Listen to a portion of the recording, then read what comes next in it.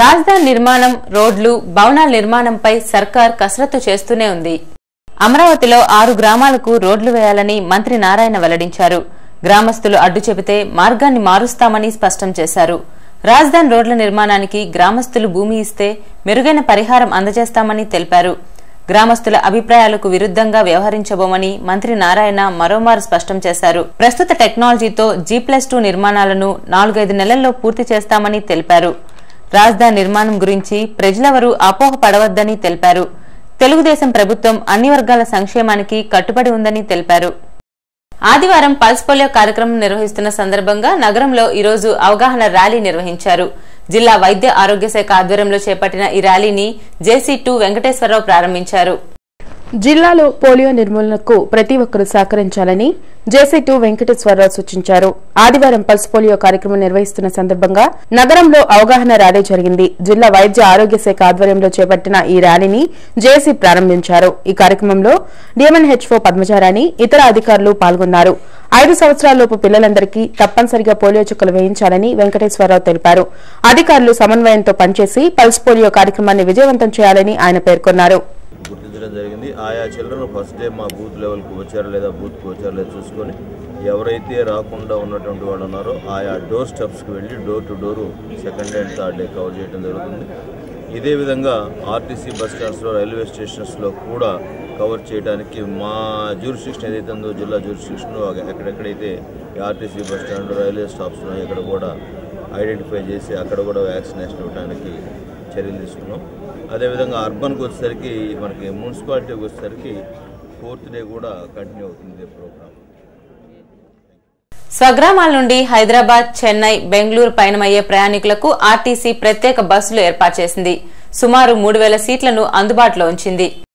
సంక్రాంతి సందర్భంగా స్వగ్రామాలకు వచ్చి తిరిగి పయనమయ్యే ప్రయాణికులకు ఆర్టీసీ గుంటూరు రీజియన్ నుండి 166 ప్రత్యేక బస్సులను ఏర్పాటు చేశారు. ముఖ్యంగా హైదరాబాద్ కు 132 బస్సులు, బెంగళూరుకి 17, చెన్నైకి 17 బస్సులు అందుబాటులో ఉంచారు. మొత్తం 3000 సీట్లను అందుబాటులో ఉంచారు. శనివారం సాయంత్రం నుండి ఈ సర్వీసులు అందుబాటులో ఉంటాయని ఆర్ఎం జ్ఞానంగారి శ్రీహరి తెలిపారు. సాధారణ రేట్లలో అందించే ఈ ప్రత్యేక సర్వీసులను ప్రయాణికులంతా సద్వినియోగం చేసుకోవాలని కోరారు. అమరావతి రోడ్లోని అన్నదాన సమాజంలో గత 3 రోజులుగా జరుగుతున్న సంక్రాంతి సంబరాలు ముగిశాయి. జిల్లా టీడీపీ కార్యనిర్వాహక కార్యదర్శి హనుమంతరావు అధ్యక్షతన జరిగిన ముగింపు కార్యక్రమంలో పలువురు నేతలు పాల్గొన్నారు. ప్రాచీన జానపద కళలు మరుగున పడకుండా పరిరక్షించుకోవాల్సిన బాధ్యత అందరిపై ఉందని టీడీపీ రాష్ట్ర కార్యదర్శి మన్నవ సుబ్బారావు, జిల్లా కార్యనిర్వహణ కార్యదర్శి కసుకుర్తి హనుమంతరావు అన్నారు. అమరావతి రోడ్లోని అన్నదాన సమాజంలో సంక్రాంతి సంబరాల ముగింపోత్సవం జరిగింది. టీడీపీ నేతలు లాల్ వజీర్, సుఖవాసు శ్రీనివాసరావు, ప్రసాద్, పోతురాజు ఉమాదేవి, ప్రసాదరావు, విజయలక్ష్మి, ఈవో శివారెడ్డి పాల్గొన్నారు. ఆటలు, ముగ్గుల పోటీల్లో విజేతలకు బహుమతులు అందించారు. రంగస్థల కళాకారులను సత్కరించారు. పేద వికలాంగులకు 10,000 రూపాయల వితరణ అందించారు. ఈ సందర్భంగా సుబ్బారావు, హనుమంతరావు మాట్లాడారు. అన్న ఎన్టీఆర్ స్ఫూర్తితో కళలను పరిరక్షించుకుందామని, పేదలకు చేయూతను అందిద్దామని పిలుపునిచ్చారు.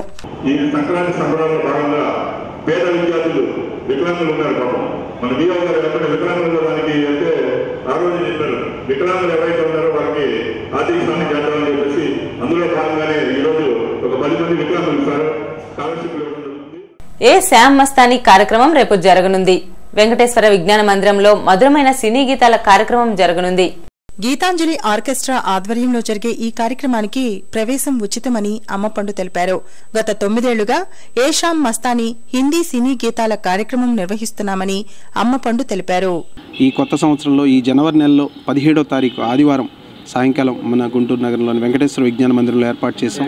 మీ అందరి ఆదరణతో ఈ కార్యక్రమం దిగ్విజయంగా 9వ సంవత్సరంలోకి వచ్చింది. ఏ శ్యామ్ మస్తానీ ఈసారి కొత్త తరహాలో ఇన్విటేషన్లు అందజేస్తూ ఇన్విటేషన్లతో పాటుగా SMS ఎంట్రీ అని ఇంతవరకు ఎక్కడా లేని విధంగా కొత్తగా మేము ఇంట్రడ్యూస్ చేస్తున్నాం. అది ఏం లేదండి, మీరు కార్యక్రమానికి రాదలుచుకున్న వారు మాకు ఫోన్ చేసి, మా నెంబర్కి ఫోన్ చేసి మేము 4-3 రాదలుచుకున్నామని మాకు చెప్తే మీ నెంబర్కి మా నెంబర్ నుంచి ఒక SMS పెడతాం. ఆ SMS చూపించి మీరు లోపలికి వచ్చేయచ్చు. ఎలాంటి పాస్లు ఏమీ లేకుండా రావచ్చు అని ఇన్విటేషన్లు కూడా ఉన్నాయి. ఈ పద్ధతి కూడా ఫస్ట్ టైం మన గుంటూరు నగరంలో కాదు, మన తెలుగు రాష్ట్రాల్లోనే మొట్టమొదటిసారిగా SMS ఎంట్రీ ద్వారా మీరు జస్ట్ ఒక ఫోన్ చేసి కార్యక్రమానికి వచ్చే విధంగా ఏర్పాటు చేసాం. సిటీ న్యూస్ లో ఇప్పుడు ఒక షార్ట్ బ్రేక్.